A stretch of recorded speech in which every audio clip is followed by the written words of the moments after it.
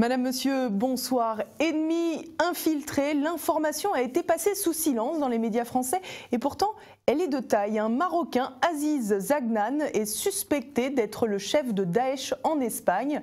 Arrêté début mai dans la banlieue de Madrid, l'individu profitait visiblement de son statut de directeur marketing d'une filiale d'Adecco de ressources humaines pour recruter pour le djihad. Pierre Bergerot.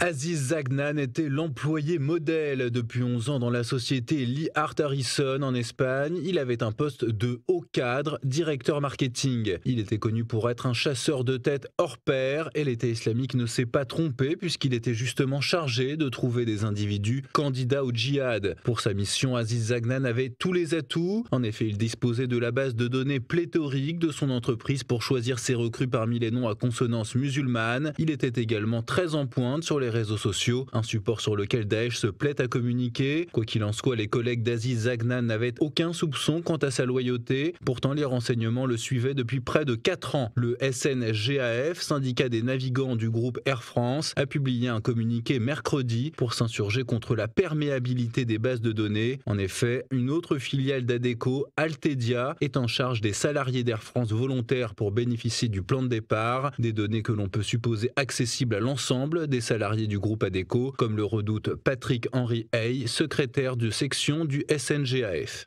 Nous sommes dans une profession dite sensible et on sait que donc la filiale espagnole, via son directeur du marketing, faisait du recrutement dans des dossiers pour le djihad, pour Daesh. Donc si la même chose était applicable, on va dire, dans le milieu aéronautique, on peut se poser vraiment des questions là de sécurité aéroportuaire. On a écrit, nous, au ministère de l'Intérieur, au Premier ministre et à notre direction, justement pour savoir qu'est-ce qu'il y avait dans les dossiers remis par exemple à Altedia, qui est la filiale française.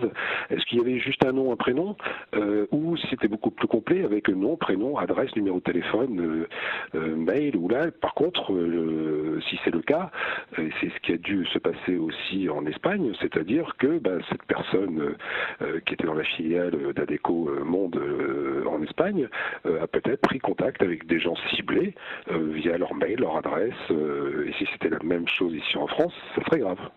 Altedia, la filiale d'Adecco, ne travaille pas uniquement pour Air France, mais pour de nombreux groupes français comme Aéroports de Paris, La Poste ou la SNCF. On imagine alors aisément l'ampleur de la base de données, mais également l'importance d'une sécurisation rigoureuse des données. Comme le rappelle Patrick-Henri Hey, c'est une nouvelle démonstration de l'ubiquité des services de recrutement de Daesh. On est en train de se faire pirater de partout et que le recrutement ne se fait pas juste dans les, comme beaucoup de gens le pensent, dans les mosquées, mais ça se fait via les réseaux sociaux aussi, ça se faisait. Mais là, c'est directement avec des gens, monsieur tout le monde, qui ont des postes très haut placés et qui, par leurs compétences et leur accès au dossier, finalement, font du recrutement. Les répercussions réelles de l'affaire ne sont pas encore connues, mais un tel cas révèle encore une fois que les djihadistes peuvent être infiltrés partout.